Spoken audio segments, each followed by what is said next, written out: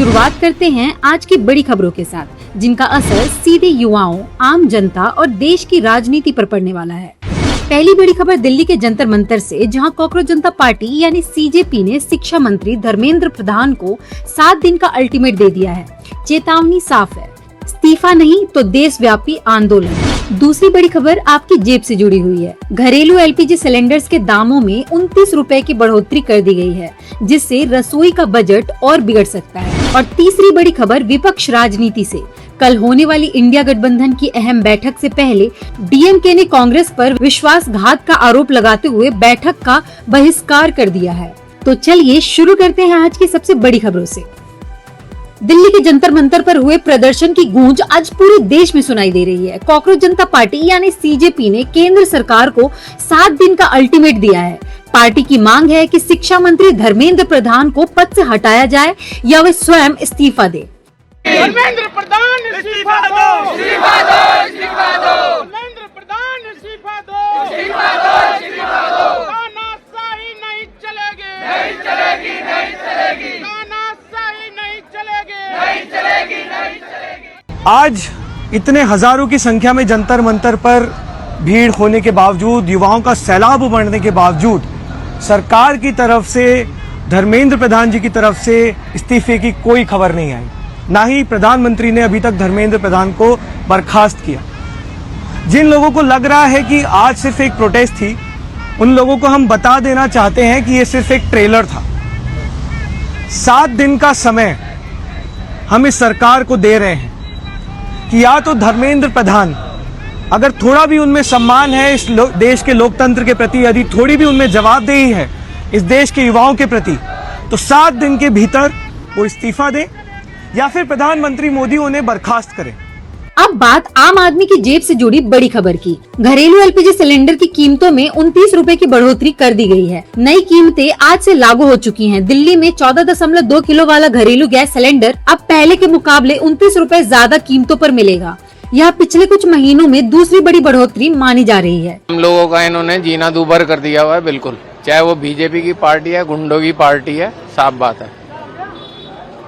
और सबसे बड़ी बात क्या है कि किसी को जीने नहीं देंगे किसी भी तरीके से। पेट्रोल बढ़ा दिया, डीजल बढ़ा दिया, गैस, ये सीएनजी बढ़ा दी और गैस बढ़ा दी। अब फिर दोबारा गैस बढ़ा दी, तो मेरे 4थी बार बढ़ाई है। सर यही कहते हैं, सरकार को देखना चाहिए। गरीब आदमी भी है, मिडिल क्लास आदमी भी है, कहाँ जाएगा वो, कैसे करेगा सर्वाइव?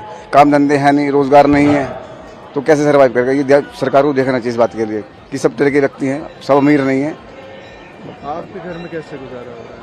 सर दिक्कत तो है, लेकिन मैनेज करना पड़ता है। क्या करें, कैसे करें? सबको परेशानी, हम एक मिडिल क्लास आदमी कैसे कर सकते हैं? ऐसा है कि 29 रुपये बढ़ना तो बहुत अच्छी बात नहीं है, मगर क्या करें, मजबूरी है उनकी भी, जो बढ़ा रहे हैं। लेकिन सब जगह ही बढ़ रहे हैं, अगर हमारे यहाँ बढ़ा रहे हैं तो उसमें कोई बात नहीं, अफोर्ड करना पड़ेगा थोड़ा बहुत।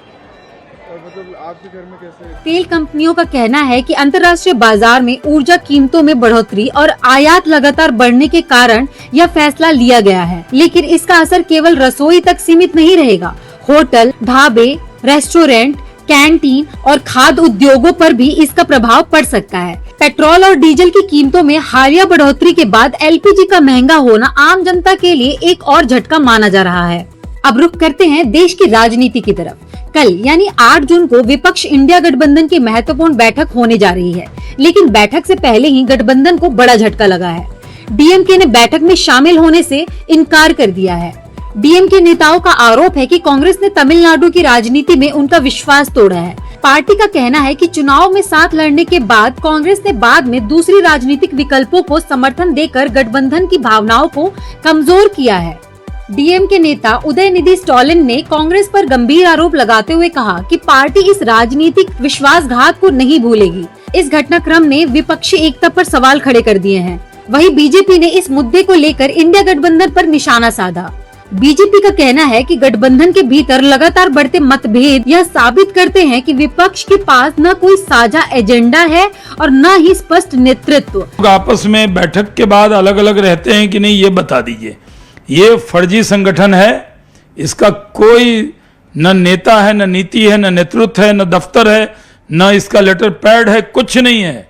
सिर्फ मीडिया में हम लोगों से सवाल पूछा जाता है। इंडिया अलायंस, जिसको इंडिया अलायंस कहते हैं, और जब लोकसभा के चुनाव के बाद कांग्रेस ने कहा था कि अब ये अस्तित्व में नहीं है, तो इसका कोई अस्तित्व ही नहीं। हालांकि कांग्रेस और अन्य सहयोगी दल इस बैठक को सफल बनाने की कोशिश में जुटे हुए हैं।